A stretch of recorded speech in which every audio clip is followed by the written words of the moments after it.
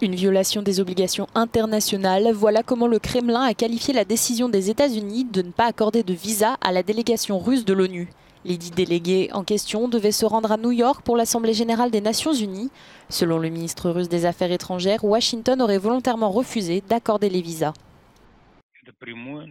Il s'agit d'une violation directe des obligations internationales de Washington, car il ne s'agit pas d'une visite bilatérale, mais d'une visite de la délégation russe à l'Assemblée générale des Nations Unies. Or, ces règles ont été violées. Cela exige certainement une réaction assez dure de la part de Moscou, et nous en sommes sûrs, de l'ONU. Selon les autorités russes, des responsables américains auraient restitué les documents de demande de visa, affirmant qu'ils avaient été soumis trop tôt. Les Américains considèrent cette organisation comme leur organisation domestique. Ils ne comprennent pas la différence entre le statut international de l'ONU et le territoire américain lui-même. Pour eux, c'est une salle de cinéma privée où ils jouent différents films et où ils sont libres de laisser entrer ou non quelqu'un. Sergueï Lavrov, le ministre russe des Affaires étrangères, ne souhaite pas en rester là.